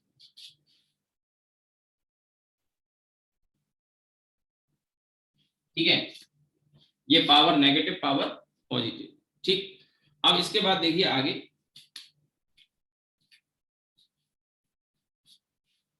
अगर आपने नोट नहीं किया है तो नोट कर सकते हैं। इसकी एसआई यूनिट की बात अगर मैं करूं पावर की, तो एसआई यूनिट क्या होती है, एसआई यूनिट होती है मीटर इनवर्स। मीटर इनवर्स वहां से देख सकते हैं, फोकल लेंथ की एसआई यूनिट मीटर होगी तो उसका रेसिप्रोकल, या एक और नाम यूज करते हैं डायोप्टर। डायोप्टर को कैपिटल डी से रिप्रेजेंट करते हैं, कैपिटल डी से। ठीक है, डॉक्टर वगैरह के यहाँ पे कभी आप अपना चश्मा वगैरह लगवाने जाते हैं तो डॉक्टर जो पावर लेंस वगैरह हमारे चश्मे के लिए करता है, तो उस पावर, उसकी जो पावर होती है वो डायोप्टर में ही एक्सप्रेस करता है। जैसे कि आपके चश्मे का लेंस जो हुआ तो उसमें मान लीजिए लेंस की जो पावर है -2D लिखा होगा डॉक्टर ने, -2D का मतलब डी क्या है वहां पे, डायोप्टर है। ठीक है, तो वो मीटर इनवर्स कह लो या डायोप्टर कह लो, एक ही बात है। ठीक है, तो ये आप नोट कर लीजिए।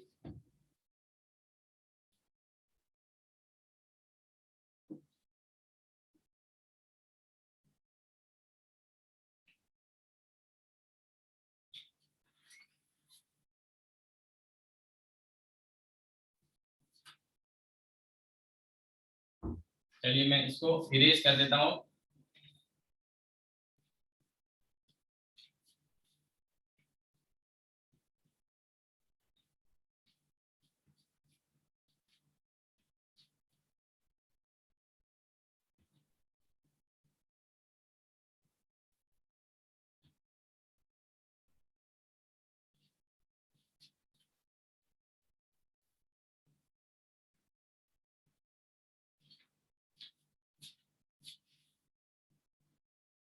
अब आ जाते हैं इसमें मैग्निफिकेशन।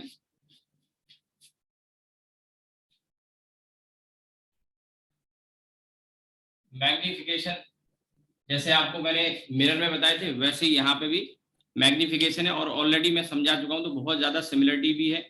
ठीक है, मैग्निफिकेशन में बस अंतर यही है कि मिरर में सेम साइड में बनती थी रियल इमेज, यहाँ पे अपोजिट साइड में बनेगी रियल इमेज। ठीक है, और लेंस में क्या है, रेज पार निकल जाती है, और ज्यादातर केस में अगर हम जैसे कॉन्वेक्स लेते हैं, एक और चीज मैं बता दूं, कॉन्वेक्स लेंस और कॉनकेव मिरर दोनों कन्वर्जिंग नेचर के होते हैं। जो अभी हम यहाँ देख रहे हैं सामान्य परिस्थितियों में, नॉर्मल कंडीशन में एक कॉनकेव मिरर और एक कॉन्वेक्स लेंस दोनों कन्वर्जिंग नेचर के होते हैं नॉर्मल कंडीशन में, और इसी तरह से एक convex mirror and concave lens ये डाइवर्जिंग नेचर के होते हैं नॉर्मल कंडीशन। तो नॉर्मल कंडीशन का मतलब बाहर का मीडियम कैसा हो, रेयर हो। ठीक है, और इसीलिए आप देखोगे पीछे जो हमने एक टेबल बनाई थी, जो ग्राफ बनाए थे ना, उसमें जैसा हमने देखा था कॉनकेव मिरर के लिए, वैसा ही यहाँ कॉन्वेक्स लेंस के लिए आने वाला, वही टेबल में 5-6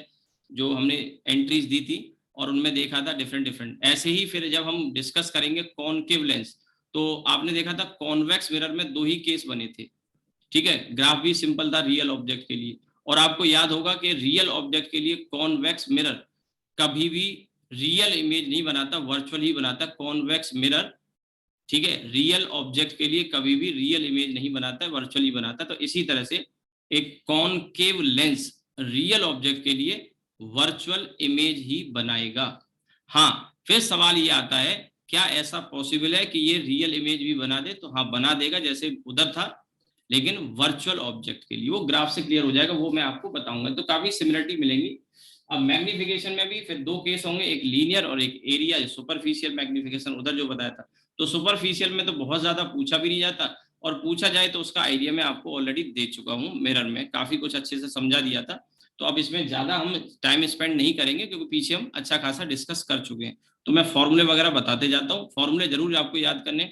लीनियर मैग्निफिकेशन में फिर 2 पॉसिबिलिटी होंगी कि ऑब्जेक्ट को प्रिंसिपल एक्सिस पे पैरेलल रखा है कि परपेंडिकुलर रखा है। अगर परपेंडिकुलर है तो लैटेरल या ट्रांसवर्स कहते हैं उसको, और पैरेलल रखा है तो लॉन्गिट्यूडनल या एक्सियल मैग्निफिकेशन कहते हैं। फिर उस लॉन्गिट्यूडनल या एक्सियल मैग्निफिकेशन में फिर एक केस बन जाता है, और वो केस होता है कि अगर ऑब्जेक्ट बहुत छोटा हो, तो आपको याद होगा वो कि ML लॉन्गिट्यूडनल मैग्निफिकेशन MT² के बराबर आ गया। तो ऐसा यहाँ पे भी आएगा।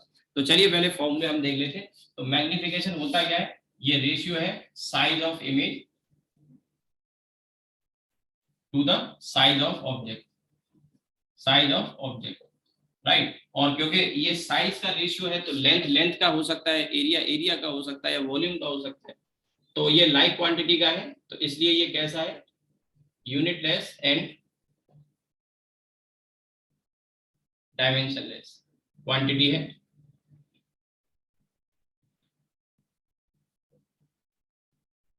यूनिटलेस एंड डायमेंशनलेस क्वांटिटी है, ठीक, मैग्निफिकेशन। अब इसके बाद देखिए, सबसे पहले लीनियर मैग्निफिकेशन, और फॉर्मूले वगैरह पहले हम कर लेते हैं, फिर क्वेश्चंस वगैरह देखेंगे। लीनियर मैग्निफिकेशन, लीनियर मैग्निफिकेशन तब हम कंसीडर करते हैं जब हमारा ऑब्जेक्ट लीनियर हो, यानी उसकी केवल एक ही डायमेंशन हो। कौन सी डायमेंशन? कि या तो लेंथ हो या विड्थ हो, यानी कि पतला सा कोई पेन वगैरह हम ले सकते हैं, थिकनेस वगैरह ना हो, ठीक है, तो लीनियर मैग्निफिकेशन। और लीनियर मैग्निफिकेशन में फिर 2 टाइप है। एक है आपका फर्स्ट लैटेरल, या फिर उसका एक और नाम है ट्रांसवर्स।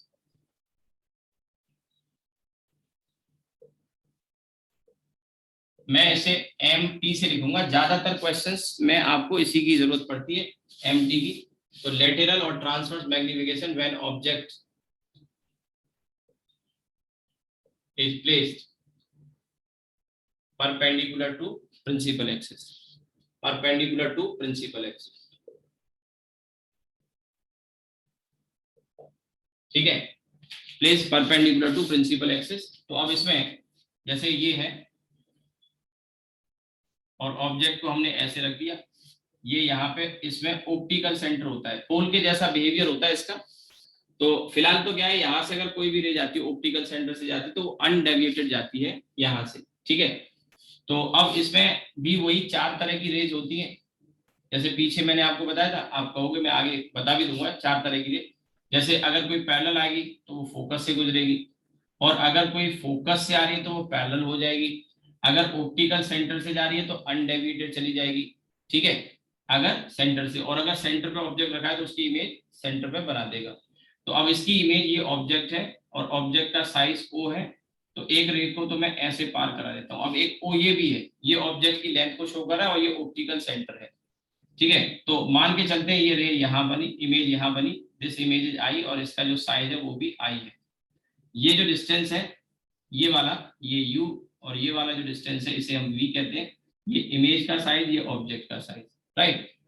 अब इसके बाद यहाँ जो मैग्निफिकेशन होता है MT, तो MT का फॉर्मूला होता है यहाँ पे, देखिए अब इसको आप रिलेट कर सकते हैं, फोकल लेंथ के टर्म में भी लिख सकते हैं और वैसे भी लिख सकते हैं। तो ये जो फॉर्मूला आता है आपको याद होगा मिरर के केस में क्या फॉर्मूला आया था,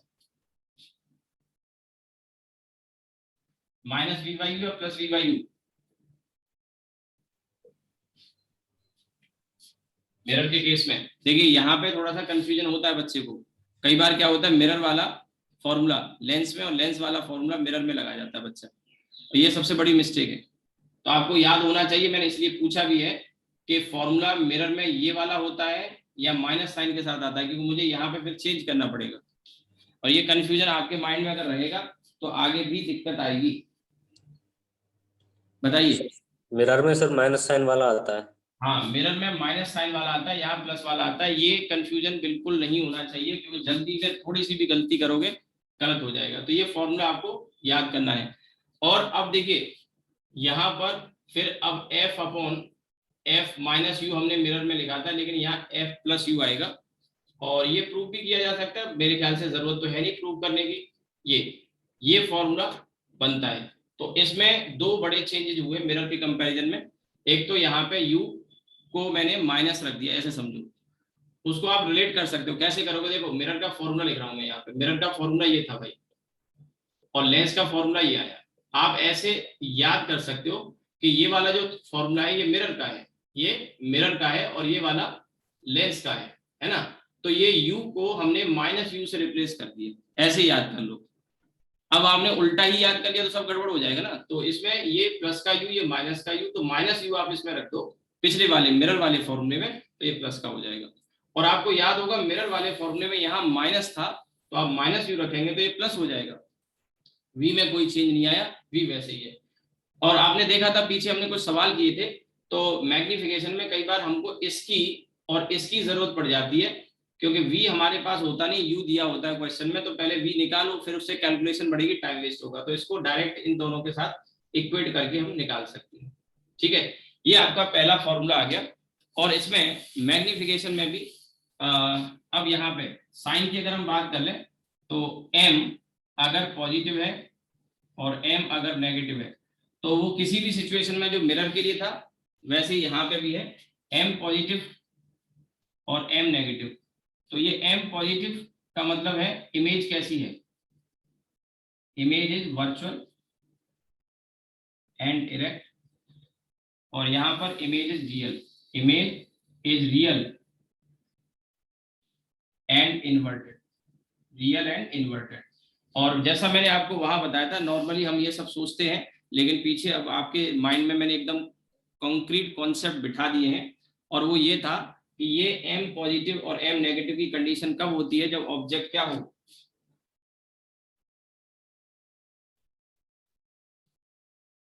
व्हेन ऑब्जेक्ट इज रियल। आपने देखा था कि वर्चुअल ऑब्जेक्ट होने के केस में ऐसा भी हुआ था कि रियल इमेज जो आ रही थी वो इरेक्ट आ रही थी, या वर्चुअल इमेज आ रही थी वो इन्वर्टेड आ रही थी। तो when object is real, object real होगा तब तक ये बात सही है।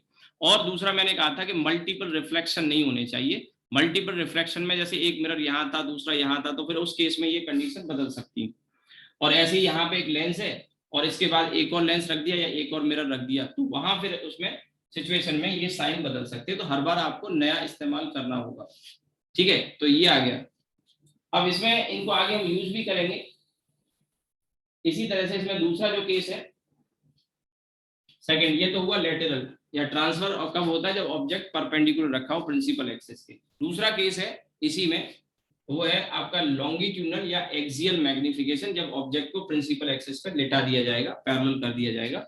ठीक है, तो अब देखिए इसमें आप नोट कर लो ये,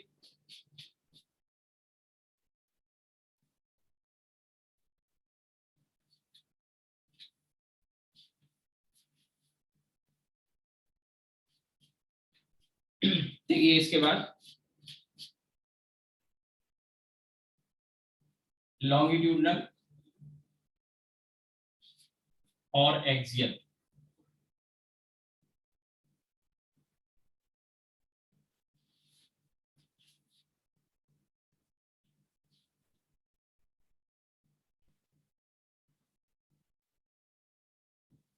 When object is placed parallel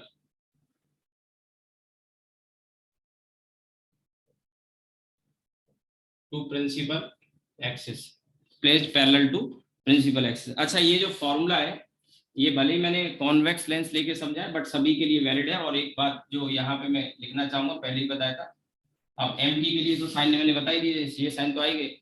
तो अब यहाँ पे m t i o v u and f must be taken with sign, must be taken with sign. ठीक है, ये जो फोकल लेंथ वगैरह और बाकी चीजें हैं ये सब m t i o v u and f must be taken with sign. ठीक है, साइन के साथ आने चाहिए ये एफ वी यू आई और ओ।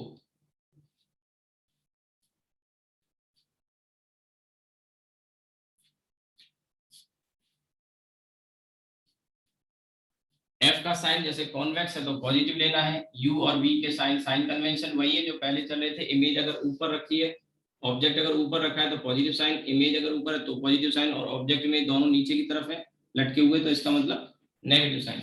अब देखिए इसमें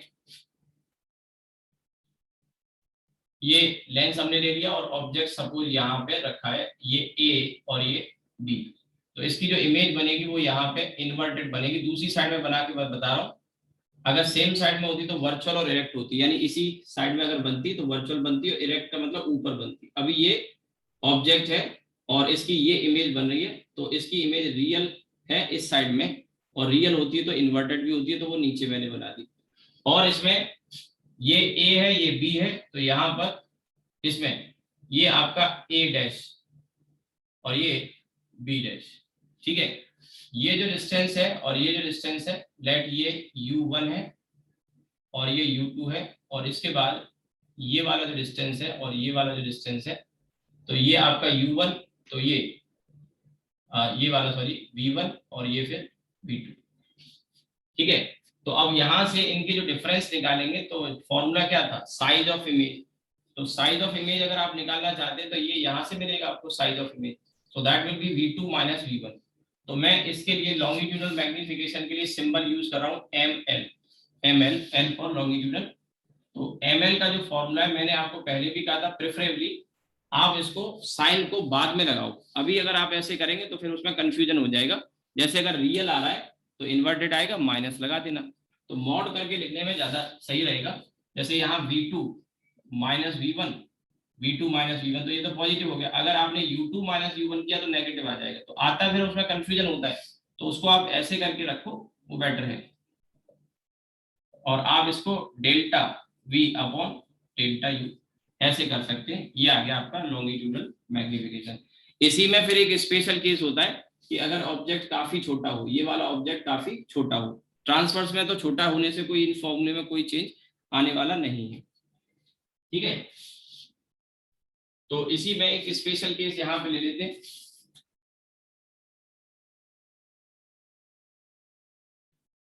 if object is very small, if object is very small, object काफी अगर छोटा है तो जो ml है इसकी वैल्यू को डेल्टा v की जगह हम dv और इसको हम du कर सकते हैं इस तरह से। ठीक है, अब ये वैल्यू निकालेंगे अगर आप, तो निकालने के लिए 1/f equals to 1/v minus 1/u, इसी को एक बार डिफरेंशिएट कर देते हैं। तो डिफरेंशिएट करेंगे तो ये तो कांस्टेंट है, इस कांस्टेंट का डिफरेंशिएशन तो 0 हो जाएगा, इसका होगा माइनस v स्क्वायर और ये dv। ठीक है, डिफरेंशिएट कर रहे हैं और ये आ जाएगा आपका यहाँ से माइनस और माइनस प्लस ये और du। हमको dv अपॉन du चाहिए, तो इसको इधर ले आते हैं, dv अपॉन v स्क्वायर और ये du अपॉन u स्क्वायर, तो ये du यहाँ आ जाएगा। ठीक है, और ये जो वैल्यू आई है आप देख सकते हैं mt की जो वैल्यू v/u, तो ये तो आपका आ गया यहाँ से ml और ये आ गया mt स्क्वायर। अब अगर ऐसे चलोगे, यहाँ के हिसाब से चलोगे, तो आप देखोगे mt नेगेटिव पॉजिटिव हो, स्क्वायर तो पॉजिटिव ही कर देगा, लेकिन फिर भी ऑब्जेक्ट अगर मैं काफी छोटा कर दूं तो इमेज तो इधर ही बनेगी क्योंकि इसी लोकेशन में, और रियल बनेगी तो इन्वर्टेड बनेगी, तो उसमें साइन वो आपको फिर बाद में लगाना पड़ेगा। तो ml equals to mt square आ गया। ठीक, इसके बाद ये तो लीनियर मैग्निफिकेशन के केस हो गए। अब जो सुपरफिशियल मैग्निफिकेशन का केस है सेकंड।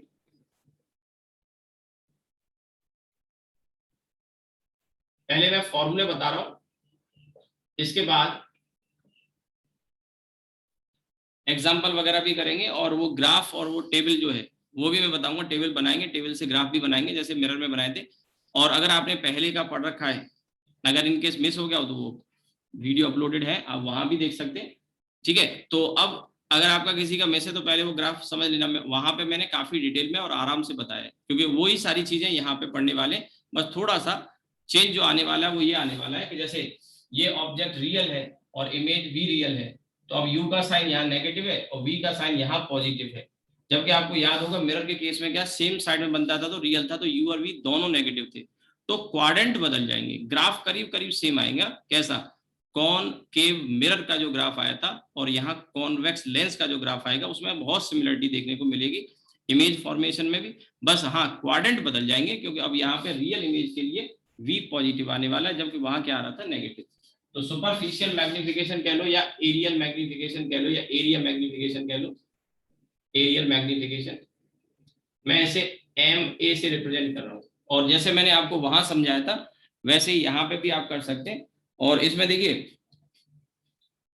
दो पॉसिबिलिटी थी, आपको याद हो तो मैंने बताया भी था। अब उतना डिटेल में हम जाएंगे नहीं क्योंकि पीछे मैंने काफी अच्छे से बता दिया है, क्वेश्चंस भी कराए थे।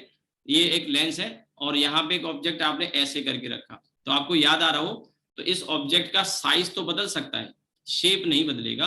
अगर सर्किल है तो सर्किल ही होगा, स्क्वायर है तो स्क्वायर ही होगा, रेक्टेंगल है तो रेक्टेंगल ही होगा, अगर प्रिंसिपल एक्सिस के इसका प्लेन जो है प्रिंसिपल एक्सिस के परपेंडिकुलर है तो। और अगर परपेंडिकुलर नहीं है, ऐसे करके रखा प्रिंसिपल एक्सिस के पैरेलल, तो फिर आपको याद होगा स्क्वायर या रेक्टेंगल का जो शेप था वो ट्रेपेजियम के जैसा हो जाता था। तो इसमें कोई डायरेक्ट फॉर्मूला तो नहीं बना सकते, सिचुएशन वाइज डिपेंड करेगा। तो इसमें मैं फिगर से ही बताता हूँ, केस इसमें भी दो बन सकते हैं। पहला, इफ ऑब्जेक्ट या प्लेन ऑफ ऑब्जेक्ट, ऐसे लिखता हूं, if plane of object is perpendicular to principal axis, plane of object is perpendicular to principal axis, if plane of object is perpendicular to principal axis।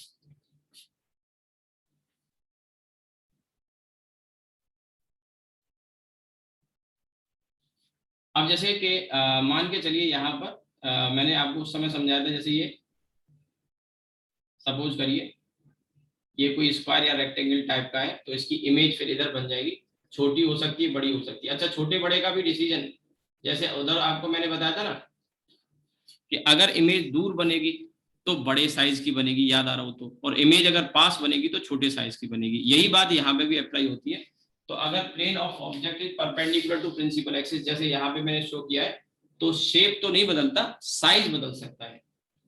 Shape of image नीचे लिखता हूं, shape of image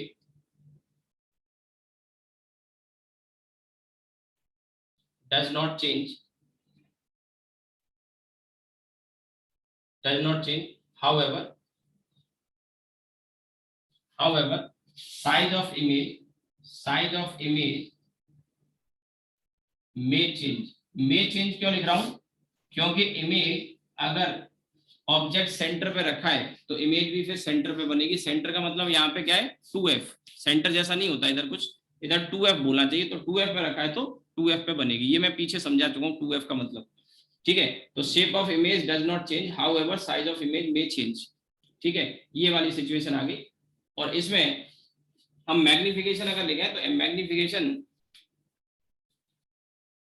इसमें भी dimension wise ये मैं रब कर रहा हूं, क्योंकि दोनों डायमेंशन लेंथ भी और विड्थ भी, मान लो एक रेक्टेंगल है सपोज करो, तो इसकी लेंथ और विड्थ दोनों ही प्रिंसिपल एक्सिस के परपेंडिकुलर है, दोनों ही प्रिंसिपल एक्सिस के परपेंडिकुलर है। जरा समझना डायग्राम से, मान लो ये वाली जो लेंथ है, ये वाली जो लेंथ है, ये लेंथ, तो ये लेंथ इसकी b है और ये वाली जो लेंथ है वो l है। तो जब आप यहाँ पे इमेज पाओगे तो इमेज m टाइम्स b, अब ये जो m है पता है कौन सा है, m कौन सा है, mt वाला, क्योंकि आपने लीनियर डायमेंशन ली है, तो यहाँ पे ये mt मुझे लिखना चाहिए।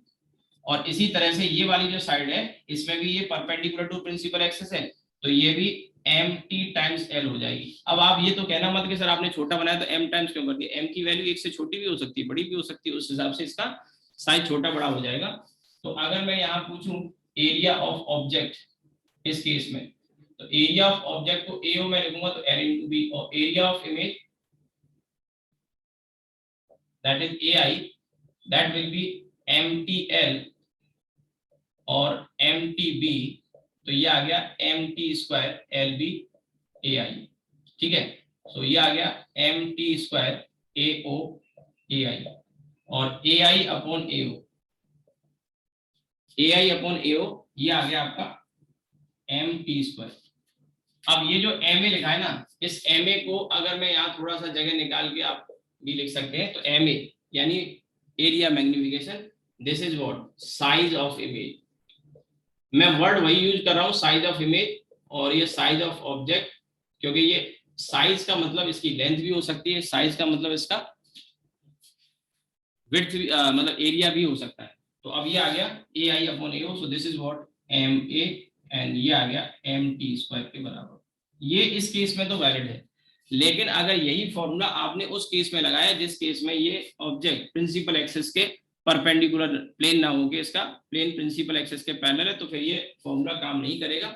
वहां सारी डायमेंशन की लेंथ डिफरेंट आएगी, तो वो आपको निकालनी पड़ेगी। जैसे याद हो तो मैंने एक क्वेश्चन HC वर्मा का भी कराया था, उसके बाद कुछ चीजें मैंने अपनी तरफ से ऐड की थी। वो यू शेप का एक वायर था 10-10-10 का, और फिर उसको मैंने अपनी तरफ से ऐसे कनेक्ट करके एक मतलब एक स्क्वायर टाइप का बना दिया था। तो हमने देखा था उसकी इमेज जो आई थी वो ट्रपेजियम टाइप की आई थी, तो वो सारी डायमेंशन फिर आपको अलग अलग निकालनी पड़ेगी। तो ये वाला फॉर्मूला इस केस में तो चल जाएगा, ठीक है। तो अब दूसरा केस मैं अभी बता रहा हूँ, लेकिन दूसरे वाले केस में फिर हम ऐसा फॉर्मूला तो नहीं लिखेंगे, बस जस्ट एक आइडिया दे दूंगा शेप का, और पीछे क्वेश्चन मैं करा चुका हूँ। फिर भी अगर आपको कॉन्फिडेंस नहीं आया हो तो एक बार फिर आप जाके देखिए, उसको वीडियो मिल जाएगा आपको, जब मैंने मिरर के मैग्निफिकेशन वगैरह पढ़ाया था, ठीक है। पहले आप इसको नोट करिए।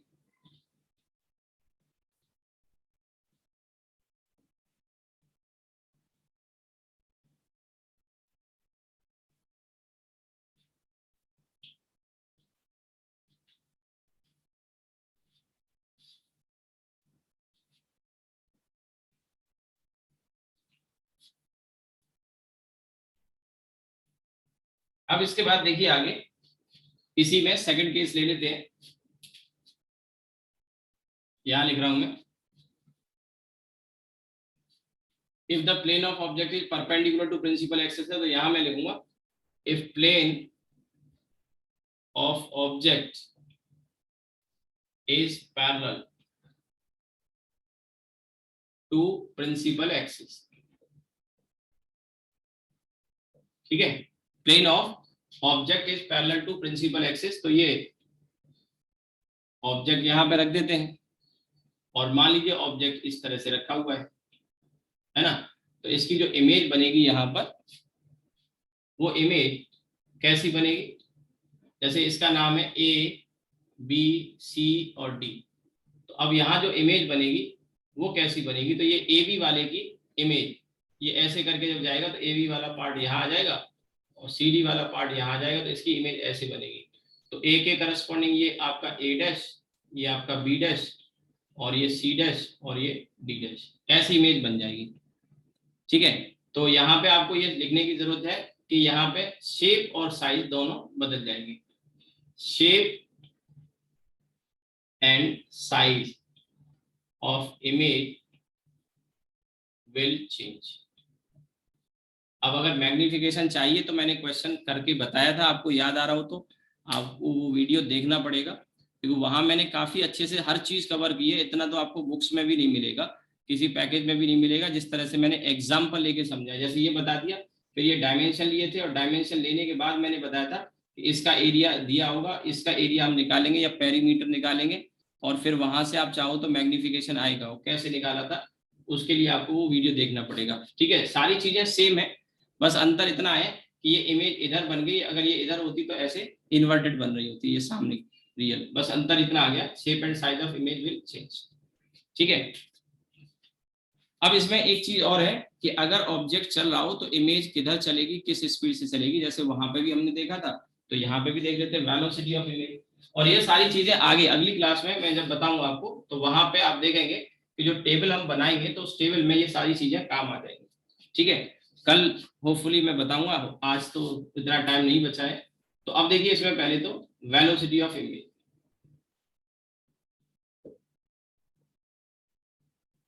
अब वेलोसिटी ऑफ इमेज को मैं वी कह रहा हूँ, और वी का मतलब velocity of image, and that is what dv upon dt। अब ये v वेलोसिटी नहीं है, ये वाला v, ये v क्या है, डिस्टेंस ऑफ इमेज है, डिस्टेंस ऑफ इमेज। तो rate of change of distance of image is called velocity.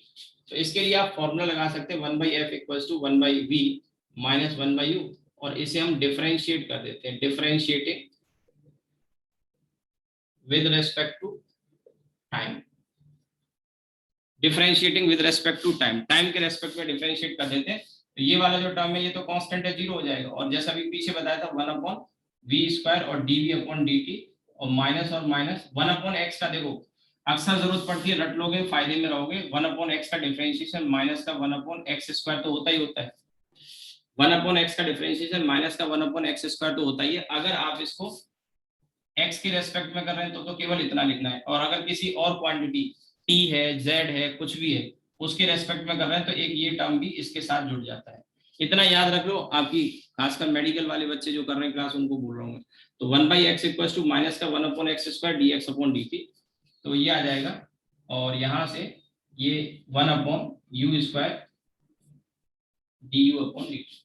ठीक है, तो ये dv अपॉन dt, और इधर आ जाएगा v²/u² और du अपॉन dt, राइट। तो ये तो हो गया आपका vi, और ये v²/u² को हम कह सकते हैं mt², और ये du upon dt is the velocity of object, तो ये वेलोसिटी ऑफ ऑब्जेक्ट। ठीक है, अब इसको यहाँ पे समझो, जैसे ये मिरर, आप सोचो बार बार मैं ये ले रहा हूँ, वो हर एक में वैलिड होगा, बस आपको साइन के साथ प्रॉपर रखना है। तो यहाँ पे अगर ये ऑब्जेक्ट है O और ये इस डायरेक्शन में जा रहा है, इसकी वेलोसिटी v है, तो सबसे पहली चीज आपको नोटिस जो करनी है वो ये है कि यहाँ माइनस साइन नहीं आया, जैसे मिरर के केस में आया था। मिरर के केस में माइनस साइन आया था, फॉर्मूला बिल्कुल ऐसे ही था। मिरर के केस में बस माइनस साइन था, और वो माइनस साइन इंडिकेट कर रहा था कि इमेज और ऑब्जेक्ट की वेलोसिटी अपोजिट डायरेक्शन में होगी। यहाँ माइनस साइन नहीं है, तो क्या इसका मतलब ये है कि इमेज और ऑब्जेक्ट सेम डायरेक्शन में जाएंगे? हाँ, इसका यही मतलब है कि ऑब्जेक्ट अगर इधर जा रहा है तो इमेज भी इसी डायरेक्शन में जाएगी, ये vi। ठीक है, vi सेम डायरेक्शन में जाएंगे, और इसी बेसिस पे मैंने कहा है, देखिए यहाँ पे देखो, ए पॉइंट की, अगर पॉइंट कह रहा हूं मैं, ए पॉइंट की इमेज अगर यहाँ बन रही है और ए से मैं डी की तरफ जाऊंगा, ए से डी की तरफ जाऊंगा, तो ये डी पॉइंट बाद में आएगा, पहले नहीं आएगा। मिरर में तो ऐसा होता, आपके मन में आ भी रहा होगा। और आप ये समझ सकते हैं कि ये मैंने फिगर जो बनाया, तो आप देखिए ए बी पार्ट की इमेज यहाँ बनी और डीसी पार्ट की इमेज यहाँ बनी, तो दूर बनी है ये वाली, ए बी के कंपेरिजन में दूर बनी है, तो इसका साइज मैंने बड़ा कर दिया, इसका छोटा कर दिया। यही चीज तो मैं बता रहा हूँ, छोटी छोटी बारीक बातें बताई जो आपको ध्यान रखनी है। तो अब ये जो फॉर्मूला आया है, इस फॉर्मूले के साथ आप कह सकते हैं image and object will move in same direction। Mirror में उल्टा था, ध्यान रहे, मिरर में उल्टा था।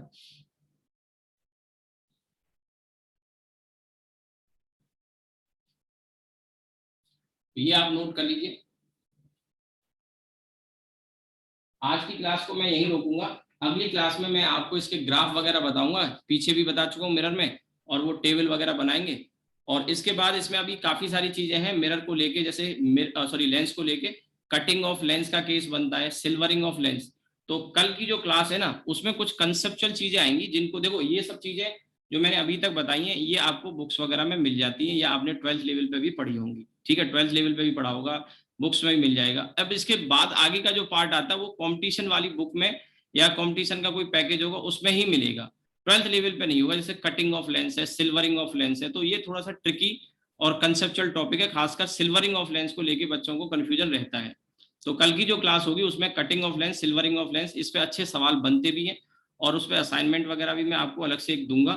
तो कल की जो क्लास होगी उसमें आपको ध्यान से देखना है कि अगर लेंस को हम कट करते हैं तो क्या होगा, या सिल्वर करते हैं तो क्या होगा।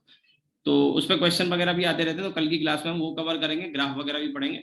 ठीक है, चलिए आज रुकते हैं। और टेस्ट का टाइम मैंने आपको 2 से 3 बता दिया। अभी मैं कुछ देर के बाद, अभी मेरी एक क्लास है 11th की, तो वो 11th की क्लास के बाद मैं आपको लिंक भेजूंगा टेस्ट का। अभी खुलेगा नहीं, ध्यान रहे, लेंस उसका लिंक नहीं खुलेगा। आप ओपन करोगे तो एक डिफरेंट स्क्रीन आएगी, वो स्क्रीन आपको बताएगी कि आपका जो टाइम है इतने टाइम पे टेस्ट शुरू होने वाला है, 2 से 3 दोपहर में। ठीक है, और 5 मिनट एक्स्ट्रा भी रखे मैंने उसमें। तो वो जो लिंक आपका है, लेकिन आप क्लिक कर सकते हैं, लिंक पे क्लिक करके देख सकते हैं, उसमें मैसेज आ जाएगा। और वो मैसेज तभी आएगा जब आपकी आईडी रजिस्टर्ड है। रजिस्टर्ड का मतलब, रात को मैंने करीब, कुछ बच्चों ने तो इतनी मेहरबानी करी, पूरे दिन में मेहनत करता हूँ, कल भी बाहर था बिल्कुल, रात को मैंने 12 सवा 12 बजे तक आपको आंसर रिप्लाई किए कुछ बच्चों के। ठीक है, वो मुझे करने ही थे क्योंकि मैं लेट हो गया था थोड़ा सा, और लेट उसी पेपर के चक्कर में हो गया था। रात को बेचारा मेरा ऑपरेटर भी कम से कम 11 बजे तक जगाए। उसके बाद कुछ लोग, महान लोग ऐसे थे कि 2 दिन पहले मैसेज डाला था कि आईडी दे दो, बराबर बोला था, रात को 12 बजे आईडी भेज रहे हैं। तो उनकी आईडी अपडेट नहीं हो पाई है। ठीक है, अगले टेस्ट में याद दिला दोगे तो मैं कर दूंगा, क्योंकि मैंने डाउट भी बच्चों के बताने होते हैं, बहुत सारे काम होते हैं। आगे का टेस्ट पेपर रेडी है, अभी 12th के बैच का भी टेस्ट पेपर मुझे बनाना था। तो आप सोचिए कि आप देखोगे, मैंने कल बच्चों ने जिन्होंने मुझे दिन में दोपहर में क्वेश्चन भेज रखे थे, उनको मैंने रात को 12 बजे 12:30 बजे तक भी आंसर करके सॉल्व करके भेजे हैं।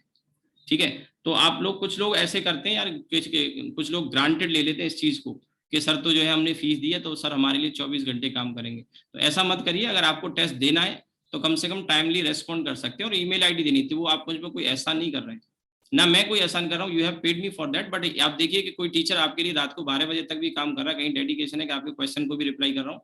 मैं ये कोई ऐसी वो नहीं कर रहा हूँ, बट मेन चीज क्या है कि आपकी तरफ से मुझे थोड़ा कॉपरेशन मिलना चाहिए।